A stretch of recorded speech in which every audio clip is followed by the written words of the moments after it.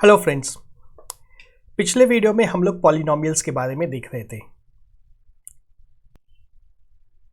हमने क्या क्या देखा था? हमने देखा था terms of a polynomial, degree of a polynomial और वेरिएबल्स एंड कांस्टेंट्स हम लोग देख चुके थे। अब पॉलिनोमियल में दो चीज़ें ज़्यादा इंपॉर्टेंट होती है। एक टर्म्स, दोनों के टर्म्स की काउंटिंग हम लोग कर चुके थे। जैसे क्या देखा था हमने? जैसे x square plus 2x plus 7, यह पॉलिनोमियल है तो इसमें 3 टर्म्स है। और डिग्री, इस पॉलिनोमियल की डिग्री क्या है? मैक्सिमम पावर, मैक्सिमम x की पावर यहाँ पे 1 है, यहाँ पे 2 है, मैक्सिमम पावर 2 है। तो इस पॉलिनोमियल की डिग्री 2 है। सब हम लोग देख चुके हैं। अब पॉलिनोमियल्स का क्लासिफिकेशन देखते हैं हम लोग। कितने तरह के पॉलिनोमियल्स हैं? क्लासिफिकेशन से क्या फ़ायदा होता है? सॉल्व करने में हमें फ़ायदा होता है कि किस तरह का पॉलिनोमियल है तो उसको किस तरह से सॉल्व करना है। तो इस यहाँ अभी हम लोग पहले देख रहे हैं classification of polynomials based on degree. Degree के अनुसार पॉलिनोमियल्स को क्लासिफाई करेंगे अभी हम लोग। डिग्री क्या हो सकती है पॉलिनोमियल की? डिग्री 1 का पॉलिनोमियल क्या हो सकता है? x प्लस 7 या x प्लस वाई प्लस 3, है ना? पावर 1 होना चाहिए। तो डिग्री 1 वाले पॉलिनोमियल को क्या बोलते हैं हम लोग? Linear polynomial. देख ही चुके थे हम लोग पिछले वीडियो में। लीनियर पॉलिनोमियल मतलब इसका पावर कुछ भी नहीं है, सबका पावर सेम है और सब 1 है। पावर 1 है मतलब कुछ पावर लिखने की भी जरूरत नहीं है, एक लाइन में सब आ जाता है, इसलिए इसको लीनियर पॉलिनोमियल बोलते हैं।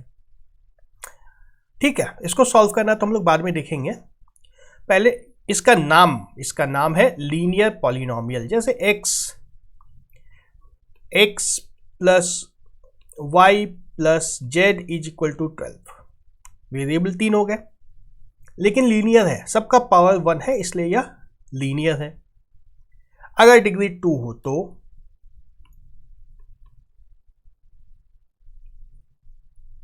डिग्री 2 हो, जैसे कि x square minus 3x plus 12,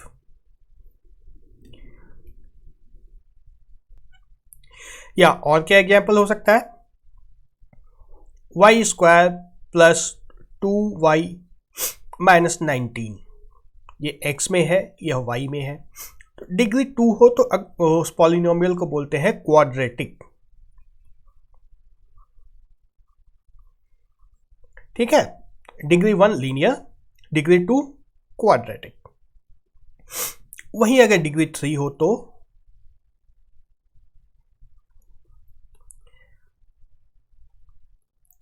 degree यदि 3 हो तो किस तरह का पॉलिनोमियल बनेगा? एक्स क्यूब माइनस 1 या x cube minus x square plus 2 या x cube plus x minus 1 या 7x cube plus x square. इस तरह का कोई भी पॉलिनोमियल हो जिसकी डिग्री 3 हो। डिग्री 3 मतलब सबसे ज़्यादा पावर, मैक्सिमम पावर जो वेरिएबल का होगा वह 3 होना चाहिए। x के बदले अगर y में हो तो y cube plus 7y minus 19। इस तरह के पॉलिनोमियल को हम लोग बोलते हैं क्यूबिक। क्यूब वाला है ये, पावर 3 क्यूब। ठीक है, पावर 2 में स्क्वायर नहीं बोलते हैं, पावर 2 में क्वाड्रेटिक बोलते हैं। पावर 2 अगर हो तो उसको स्क्वायर नहीं बोलते हैं, लेकिन पावर 3 हो तो उसको क्यूब बोल देते हैं। तो इस तरह से पॉलिनोमियल के क्लासिफिकेशन हो गए बेस्ड ऑन द डिग्री। हमें डिग्री 1 और डिग्री 2 इन दोनों को सॉल्व करना सीखना है।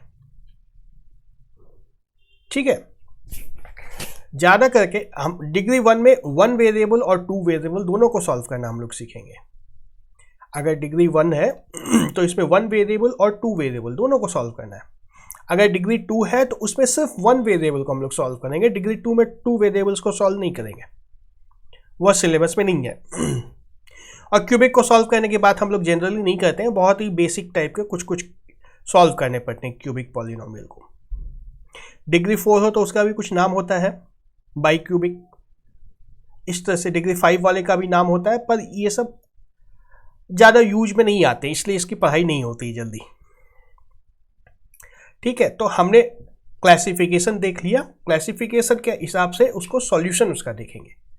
डिग्री 1 वाले को सॉल्व करने का प्रोसेस देखेंगे, 2 वाले को सॉल्व करने का प्रोसेस देखेंगे, 3 वाले को सॉल्व करने की जरूरत नहीं है। तो लीनियर और क्वाड्रेटिक, इन दोनों के ऊपर एक एक पूरा पूरा चैप्टर मिलेगा हमें। और क्या देखना है, classification of polynomials based on number of terms. तो हमने पहले ही बोल दिया पॉलिनोमियल मतलब एक से ज़्यादा टर्म्स होने चाहिए, जैसे x square plus x y minus 9, एक से ज़्यादा टर्म होने चाहिए, है ना। इसमें कितने टर्म्स हैं? 3। एक टर्म वाले को पॉलिनोमियल तो बोल ही नहीं सकते हैं, जिसमें अगर एक ही टर्म हो तो वह पॉलिनोमियल नहीं होगा, उसको बोलते हैं मोनोमियल। ठीक है, 2 टर्म वाले को क्या बोलते हैं? बाइनोमियल। नाम सिर्फ जान लो, किताब में लिखा है इसलिए मैं भी बता दे रहा हूं। 3 टर्म वाले को ट्राइनोमियल, और इससे ज्यादा टर्म वाले का नाम नहीं है। टर्म्स तो चाहे कितने भी हो सकते हैं, टर्म चाहे कितने भी हो सकते हैं। मोनोमियल को सॉल्व नहीं करना होता है, ये तो खुद ही सॉल्व रहता है। बाइनोमियल और ट्राइनोमियल ये सब को सॉल्व किया जा सकता है। ये सब कुछ हम लोग सीखेंगे आगे।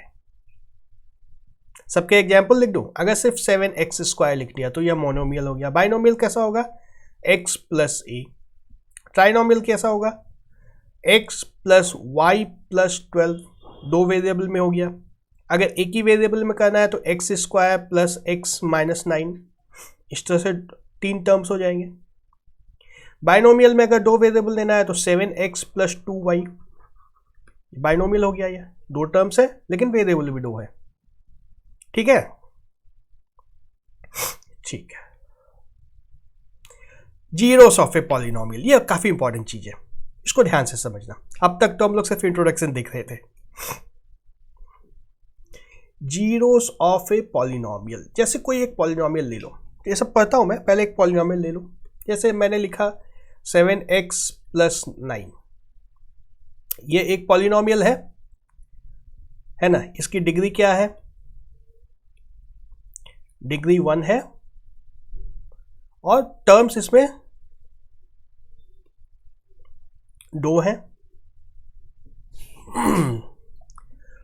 इसको मान लो मैंने लिख दिया px is equal to 7x plus 9। ठीक है, अब x इज इक्वल टू 1 होगा तो इसकी वैल्यू क्या होगी? 7 plus 9 is equal to 16। x अगर 2 होगा तो 14 प्लस 9 इज इक्वल टू 23। उसी तरह x अगर 3 होगा तो 21 प्लस 9 इज इक्वल टू 30। ठीक है, जैसे जैसे x हमारा चेंज होता है पॉलिनोमियल की वैल्यू चेंज हो रही है ना। x जैसे जैसे बदलता जा रहा है वैसे वैसे वैल्यू चेंज होती जा रही है। तो ऐसा भी कोई नंबर आएगा x जबकि ये वैल्यू हमारी 0 हो जाएगी। px is equal to k, मान लो x की वैल्यू जब हमने k रखी तो इसकी वैल्यू 0 हो जाए, ऐसा भी तो हो सकता है। बिल्कुल हो सकता है। वैल्यू जैसे यहां बढ़ रही थी तो कभी 0 भी हो सकती है ना। px is equal to k, ये वैल्यू 0 हो सकती है, कभी ना कभी तो 0 हो सकती है। ये कोई जरूरी नहीं है हो, गारंटी नहीं है कि होगा, पर होना चाहिए। तो जब यह px इज इक्वल टू 0 होगा तो k को बोलते हैं 0 ऑफ द पॉलिनोमियल। ठीक है, इसी इक्वेशन को सॉल्व करना, इस प्रोसेस को बोलते हैं finding the 0 of the polynomial. और k के जो वैल्यू आएगी वह नंबर अपने आप में जीरो ऑफ द पॉलिनोमियल है। मतलब x की वैल्यू जब k होगी तब ये पूरा का पूरा पॉलिनोमियल जीरो हो जाएगा। जैसे हमारा यही जो है पॉलिनोमियल, इसी की बात करें अगर x 7x प्लस 9, तब क्या कर रहे हैं कि x की वैल्यू जब k होगी, px is equal to k जब होगा तो ये जीरो हो जाएगा। इसका मतलब क्या है, 7k plus 9 is equal to zero है, मतलब 7k is equal to minus 9 है। मतलब यहाँ से k की वैल्यू आ गई हमारे पास, कितनी आई, -9/7, है ना। अगर हम लोग k की वैल्यू या -9/7 रख के यहाँ पे p k is equal to -9/7 अगर कैलकुलेट करें तो क्या आएगा, 7 इंटू -9/7 प्लस 9, 7 और 7 कैंसिल हो जाएगा, -9 plus 9 is equal to zero आया। तो ये k जो है इसको बोलते हैं हम लोग जीरो ऑफ द पॉलिनोमियल। ठीक है, जो भी पॉलिनोमियल दिया हुआ है, जैसा भी है, लीनियर है, क्वाड्रेटिक है, 2 टर्म का है, 10 टर्म का है, 1000 टर्म का है, जो भी पॉलिनोमियल है उस पॉलिनोमियल को px मान लो। जो भी पॉलिनोमियल उसको px मान लिया। उसको मैं मिटा देता हूं एक बार फिर से। जो भी पॉलिनोमियल है, मान लो मैंने px इस बार लिखा x square minus 2x plus 1, यह मैंने पॉलिनोमियल ले लिया, इस पर क्वाड्रेटिक लिया है। ठीक है, अब इस पूरे पॉलिनोमियल को x is equal to k, x की वैल्यू जब k होगी तो ये पूरा पॉलिनोमियल जीरो हो जाएगा। इसका मतलब क्या है, x की वैल्यू जब k डालेंगे तो पॉलिनोमियल हो जाएगा k square minus 2k plus 1 is equal to zero. अब इसको जब सॉल्व कर देंगे हम लोग तो k की वैल्यू मिल जाएगी। k की जो वैल्यू मिलेगी वह पॉलिनोमियल जीरो होने की वैल्यू होगी। जैसे अभी सॉल्व करना हम लोग सीखेंगे, अभी k इक्वल टू 1 रख के देखो जीरो आ जाएगा। क्या आएगा, 1 minus 2 plus 1 is equal to zero. k की वैल्यू जब 1 होगी तो पूरा का पूरा पॉलिनोमियल जीरो हो जाएगा। लीनियर में गारंटी है कि जीरो होगा, वो कभी ना कभी जीरो होगा। क्वाड्रेटिक अगर है तो कोई जरूरी नहीं है कि जीरो होगा। इस केस में हो गया था जीरो, पर ऐसा कोई जरूरी नहीं है कि हर क्वाड्रेटिक पॉलिनोमियल जीरो के बराबर हो। जैसे अगर मैं px is equal to x square plus 1 लिखूं, तो क्या ये कभी जीरो हो सकता है? एक्स स्क्वायर की वैल्यू जब भी होगी, एक्स स्क्वायर की वैल्यू जब भी होगी पॉजिटिव होगी, नेगेटिव नहीं हो सकती है। मतलब एक्स स्क्वायर जब भी होगा ये जीरो से तो बड़ा होगा, जीरो से तो बड़ा होगा एक्स स्क्वायर, चाहे जो भी हो जाए। और उसमें अगर हम लोग फिर 1 ऐड कर दें, एक्स स्क्वायर प्लस 1 अगर कर दें तो ये 1 से तो बड़ा हो जाएगा। एक्स स्क्वायर प्लस 1 हमेशा हमेशा 1 से बड़ा होगा, तो इक्वल टू जीरो कभी हो ही नहीं सकता। इसका कोई जीरो नहीं कर सकते हम लोग। P x is equal to zero, ये नहीं हो सकता है, कभी नहीं हो सकता है। ये बात समझ में आ रही है? पॉलिनोमियल इक्वल टू जीरो कर दिया हमने। अगर कोई वैल्यू निकल गई कि जिसके लिए पॉलिनोमियल जीरो होता है, तब उसको जीरो ऑफ द पॉलिनोमियल बोलेंगे। नहीं हो सकता है तो नहीं हो सकता है, ठीक है, नहीं हो सकता है वो, ठीक है। Linear polynomial will always have a zero. Linear polynomial हमेशा एक किसी न किसी वैल्यू के लिए जीरो होगा।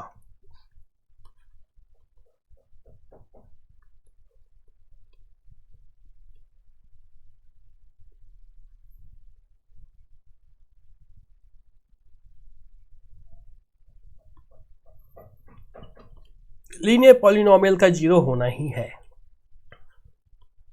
क्वाड्रेटिक या उसके अलावा उससे बड़े पावर वाला भी जो हो, क्यूबिक हो या उससे भी बड़ा हो, may have a zero. Zero हो भी सकता है, नहीं भी हो सकता है। जैसा कि हमने अभी अभी देखा एक्स स्क्वायर प्लस 1, ये कभी जीरो नहीं हो सकता है। वहीं अगर हम लोग p x is equal to x cube plus 1 ले लें तो ये जीरो हो सकता है। P ऑफ -1 जब हम लोग इसको निकालेंगे तो क्या आएगा, -1 + 1 = 0 होगा ना। x की वैल्यू जब -1 रखे, -1 का क्यूब निकाल देंगे, +1, -1 का क्यूब होगा -1 ही, -1 + 1 = 0 हो सकता है। क्वाड्रेटिक लीनियर पॉलिनोमियल हमेशा 0 होगा, लीनियर पॉलिनोमियल का 0 हमेशा होगा, उसको हम लोग सॉल्व कर सकते हैं। कोई भी लीनियर जो हमने ऐसे लिखा था a0 + a1x = 0, इस तरह का अगर कोई पॉलिनोमियल है तो ये 0 होगा, उसका हमेशा 0 होगा, किसी न किसी वैल्यू के लिए 0 होगा। वहीं अगर क्वाड्रेटिक है, अगर क्वाड्रेटिक लिखते हैं a0 + a1x + a2x² = 0, तो यह हो भी सकता है या नहीं भी हो सकता है। हो सकता है कि x की कोई वैल्यू नहीं आए, इस इक्वेशन को सॉल्व करके x की कोई वैल्यू नहीं आए, ऐसा भी हो सकता है। और इससे ज़्यादा पावर की हम लोग बात नहीं करेंगे, उसका 0 हो सकता है, नहीं हो सकता है, ये सब कुछ बहुत कॉम्प्लेक्स होता है। 0 ऑफ द पॉलिनोमियल समझ में आ गया। Example, ft = 3t² -10t + 6। अब f ऑफ 0 निकालने दिया हुआ है हमें, f ऑफ t = 0, मतलब t की वैल्यू 0 करनी है, इसको इक्वल टू 0 नहीं करना है। f ऑफ 0 मतलब t = 0, तो क्या हो जाएगा 3 × 0² -10 × 0 + 6, यह भी 0 हो जाएगा, यह भी 0 हो जाएगा, = 6। दूसरा पॉलिनोमियल जो है px = 2x² -5x + 4। so p of x = 2 निकालना है ना, p2 मतलब x = 2, क्या हो जाएगा 2 × 2² -5 × 2 + 4, यह कितना हो जाएगा 4 × 2 8 + 4 12 -10 है ना, 8 + 8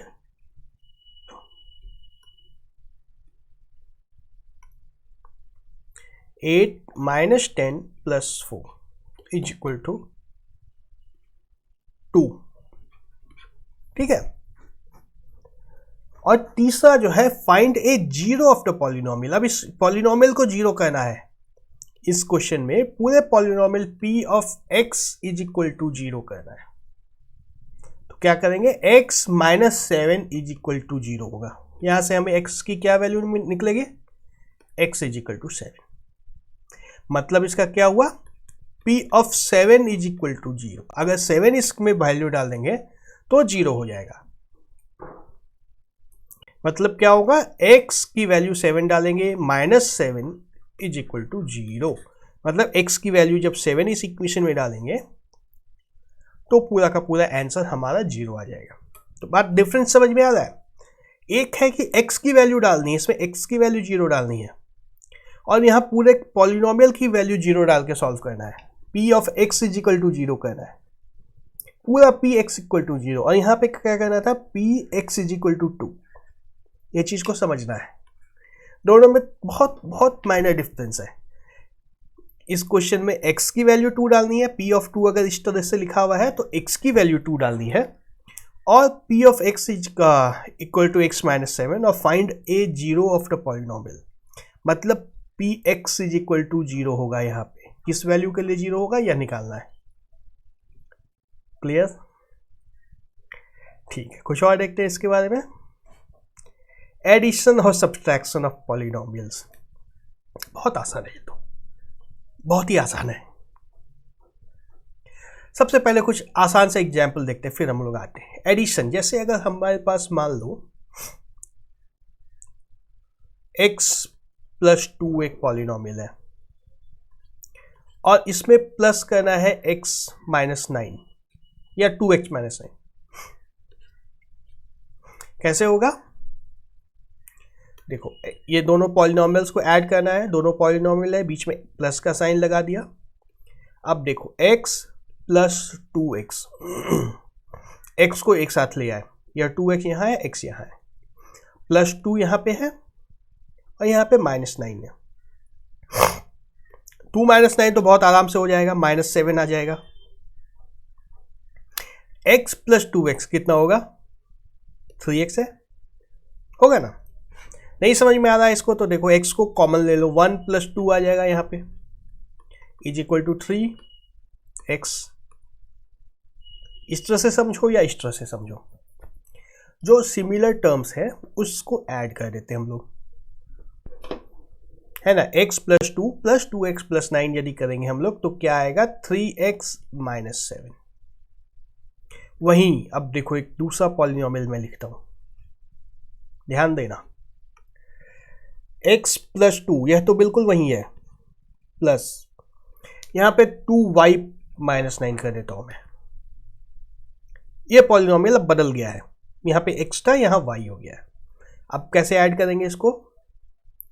x प्लस इधर तो x कुछ है नहीं तो 2y ही लिख देते हैं। अब यहाँ पे y भी इधर नहीं है, 2y भी अकेला ही रह जाएगा। और क्या है? +2 - 9, ये दोनों तो आ जाएगा -7। इसको हम लोग ऐड कर सकते हैं क्या? x + 2y को? नहीं, x + 2y को ऐड नहीं कर सकते हम लोग, तो ये क्या आ जाएगा? x + 2y - 7। ठीक है,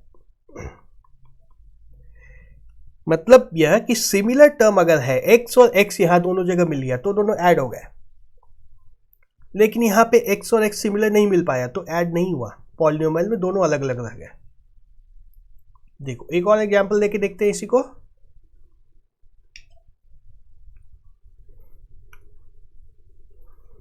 टू एक्स + 7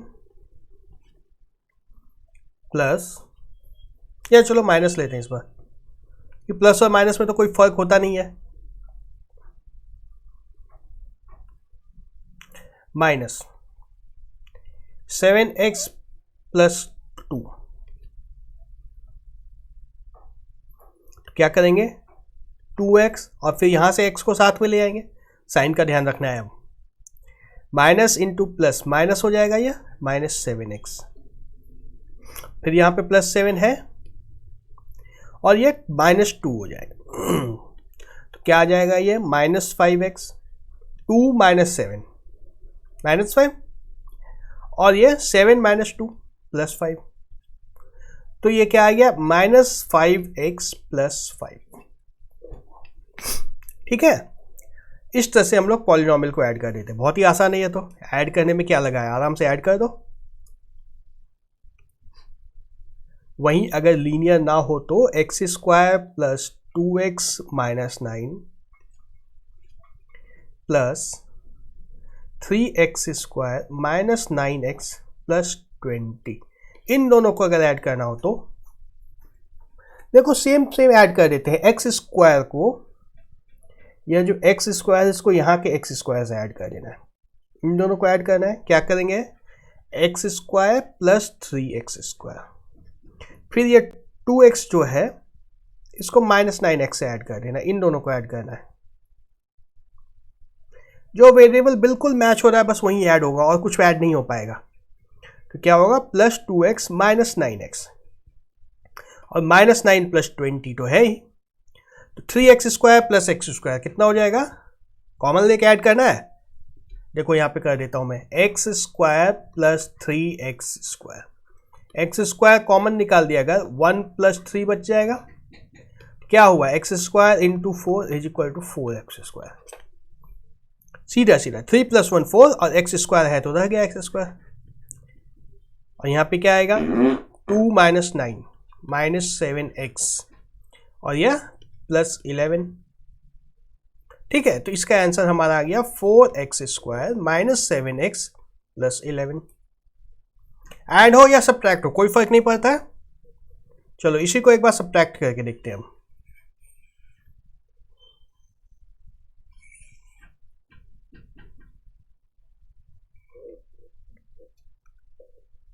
हमारा क्वेश्चन है x² plus 2x minus 9 minus 3x square minus 9x plus 20। चलो इसको सॉल्व करने के पहले, इस क्वेश्चन को अब सॉल्व करने के पहले हमें कुछ और भी जानना है। प्लस इंटू प्लस क्या होता है? प्लस, बचपन में सीखा था। प्लस इंटू माइनस क्या होता है? माइनस। माइनस इंटू प्लस क्या होता है? माइनस। माइनस इंटू माइनस क्या होता है? प्लस। अगर दोनों साइन सेम है तो आंसर प्लस में आएगा, और अगर दोनों साइन अलग अलग हैं इस तरह का तो आंसर माइनस में आएगा, है ना। माइनस को प्लस को माइनस से मल्टीप्लाई करना हो या माइनस को प्लस से मल्टीप्लाई करना हो, दोनों में आंसर माइनस आएगा। और प्लस इंटू प्लस प्लस होगा, माइनस इंटू माइनस प्लस होगा। तो इसको सॉल्व करने से पहले x square plus 2x minus 9, इसको सॉल्व करने से पहले माइनस जो कॉमन है इसको अंदर लेना होगा हमें। तो क्या होगा? 3 यहाँ पे प्लस है, 3 प्लस है, plus into minus, minus 3x square हो जाएगा। माइनस इंटू माइनस है ना, माइनस 9x है, माइनस है यहाँ पे, तो प्लस 9x हो जाएगा ये। और यह माइनस इंटू प्लस, यह माइनस हो जाएगा। क्या आ जाएगा? X square minus 3x square minus 2x square plus 2x plus 9x plus 11x minus 9 minus 20 minus 29। हो गया हमारा पॉलिनोमियल सब्ट्रैक्ट। प्लस हो या माइनस हो, दोनों इस तरह से हो जाता है, कोई मुश्किल नहीं है इसमें। एक और एग्जांपल देखते हैं।